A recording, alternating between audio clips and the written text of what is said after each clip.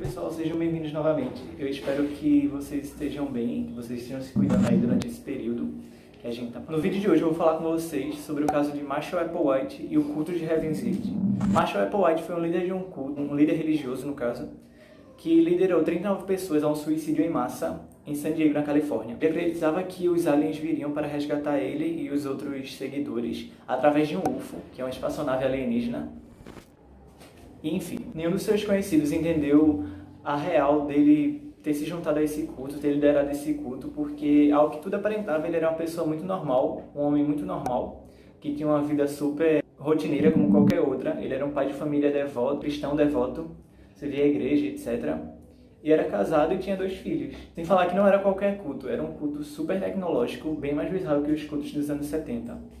Eles tinham um website bem antes mesmo de empresas corporativas pensarem em usar isso como forma de estabelecer um negócio na internet, etc. Além disso, as suas crenças eram baseadas em aliens, Star Trek, cristianismo e religião no geral. E apesar de ser diferente, como eu já havia mencionado, tinha umas ligações sim com o cristianismo, porque ele acreditava que poderia salvar os seus seguidores das mãos de Lúcifer, de certa forma. Considerando que o alien que agora habitava nele foi o mesmo alien que habitou no corpo de Jesus Cristo na época que ele ia salvar os seus devotos. Embora seja uma história bem tosca e besta, convenceu muita gente, por incrível que pareça, levando 39 membros desse culto a cometer um suicídio coletivo em 26 de março de 1997. Antes dos acontecimentos de 97, como eu já havia mencionado, Marshall Applewhite teve uma vida bem normal. Ele nasceu em 1931, era filho de um ministro presbiteriano, iniciou várias igrejas pela região do Texas, liderava esses cultos pela cidade. Ele se mudava constantemente também pela região do Texas. E já adolescente, Applewhite queria seguir os caminhos do seu pai, pregando também, mas ele descobriu que o seu talento na verdade era para a música. Muitos elogiavam a sua voz, o que fez ele pensar em começar a cantar em óperas, etc. Ele até fez numa intenção de divulgar o seu trabalho, que mais tarde o levou a dar aulas de música na Universidade de St. Thomas, em Houston. Em 1952, ele se formou em uma faculdade em Austin. Se casou nesse mesmo ano e passou 2 anos seguintes servindo ao exército. Foi em várias peças de teatro musical na região do Colorado e também lá no Texas, tendo assim o papel de protagonista na maior delas. Além disso, ele também era diretor de coro na igreja episcopal em Houston. Sem falar da sua dicção, que era muito boa, o que lhe fez tentar a carreira de ator em Nova York, mas que ele acabou falhando, de acordo com o New York Times. E sua vida começou a desandar em 1968, que foi quando, nesse mesmo ano, ele se divorciou da sua esposa. Havia um relato de que ele questionava sua sexualidade, apesar deles dois terem tido 2 filhos. Em 1970, ele foi demitido do emprego porque ele havia se relacionado com um dos seus alunos, um rapaz, e isso causou a sua demissão. 2 anos depois, ele conheceu Bonnie Lou Nettles, que se tornou uma pessoa importante para essa história. Era uma enfermeira de 44 anos, casada, que tinha forte conhecimento da Bíblia. E existe uma controvérsia que diz que a irmã dele, de Applewhite, afirmou que Bonnie foi a maior causadora dos fatos, de tudo isso que levou ele a seguir esse culto.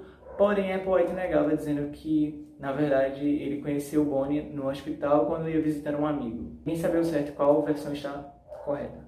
Daí, eles criaram uma forte conexão. Foi quando tudo começou. Mais tarde, eles decidiram que eles eram os 2, que a Bíblia menciona várias e várias vezes no livro de Revelações, e que futuramente eles assumiriam um cargo espiritual que ajudaria muitas pessoas. Nisso, eles adotaram alguns pseudônimos, como Bo e Pip e Do e Ti. Existe também um pseudônimo que era Winnie and the Pooh, que é tipo uma referência ao ursinho Pooh. Mas eu não sei se é verdade, eu vi em um site, mas eu não tenho certeza se é isso mesmo. Isso, eles passaram meses fora, viajando pelo país, para poder contar para as pessoas nas igrejas que eles eram escolhidos por Deus e que eles ajudariam as pessoas, mas eles levaram muitas portadas na cara e ninguém estava nem aí para essa história deles, porque era muito louca. Em 74, eles foram acusados de usar cartões clonados, mas depois as queixas foram retiradas, mas de qualquer forma, Applewhite precisou responder pelo seu crime porque, pelo que foi dito, ele tinha roubado um carro em St. Louis, era um carro alugado, e ele nunca chegou a devolver. Obcecado com a sua história de ter sido escolhido, Applewhite se focava mais e mais em expandir o seu conhecimento sobre essa nova religião. Agora, ele e Nero afirmavam que eles vinham de um local chamado Outro Nível e que eles ajudariam as pessoas a evoluírem e passarem para esse outro nível, que é como uma versão física e literal do espaço sideral, mas que na cabeça deles era outra coisa. E o seu plano era levar o máximo de gente para lá. Eles diziam que a forma que eles iriam para lá seria através de um UFO, que eu já citei aqui,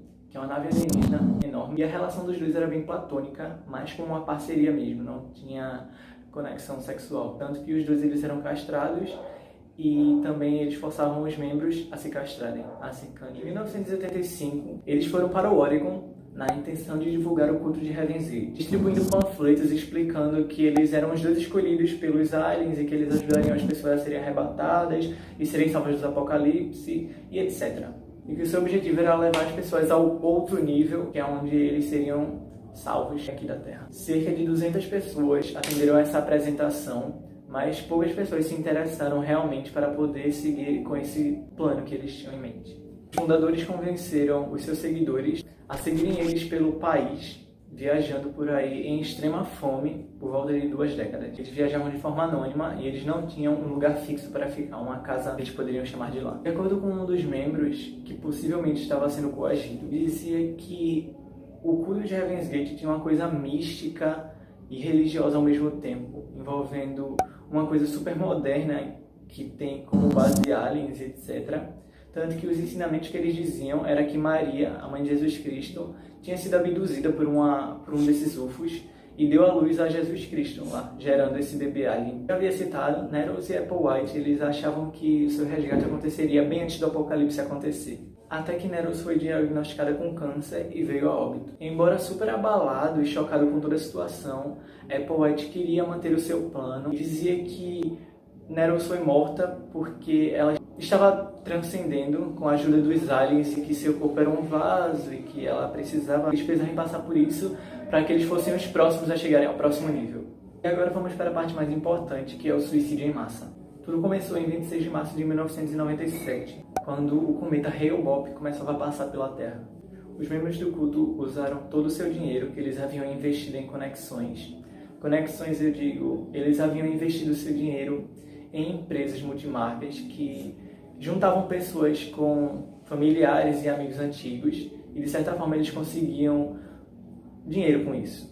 Conseguiam dinheiro na internet fácil. E com sua renda, eles alugaram uma casa em San Diego, uma mansão, que foi onde tudo aconteceu. E bem, neste período, o cometa Hale-Bopp passava pela Terra e Applewhite estava já convencido de que o seu UFO viria logo atrás desse cometa, por ser um cometa muito brilhante, que aquele era o sinal e que aquele era o momento certo de acontecer tudo. Pois Applewhite dizia que a Terra seria reciclada, renovada de certa forma durante esse apocalipse e que eles precisavam partir antes disso acontecer. Então, os 39 membros, de 26 a 72 anos, vestiram-se todos de preto, com calças de ginástica pretas, tênis e camisa preta e um patch no ombro, que era uma faixa dizendo Equipe de Expedição de Heaven's Gate, que é uma grande referência à série de filmes Star Trek. Em seguida, eles tomaram uma mistura de fenobarbitol com suco de maçã e fizeram com que essa mistura descesse pelas suas gargantas, bebendo vodka pura.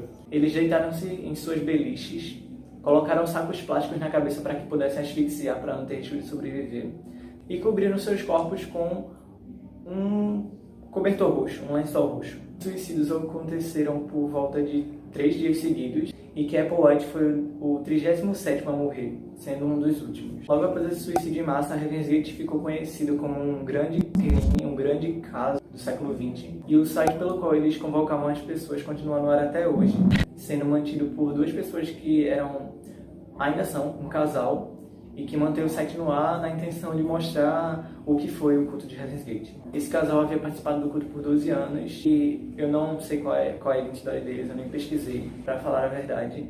Mas se vocês quiserem acessar, podem acessar lá, vocês vão ver que vai ter as mensagens lá dizendo que essa é a forma de vocês conseguirem entender o que é o Heaven's Gate, etc.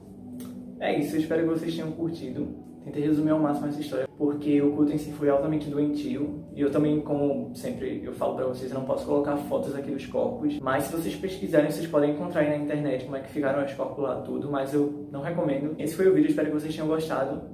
Assistam o vídeo anterior que eu falei sobre o desenhista de São Francisco. E espero que vocês tenham gostado, compartilhem com os amigos de vocês, continuem assistindo. Queria também agradecer a vocês, todos vocês que assistiram o vídeo anterior. Isso ajudou bastante, eu vi que tinha muita gente compartilhando. Enfim, é isso, pessoal. Até a próxima.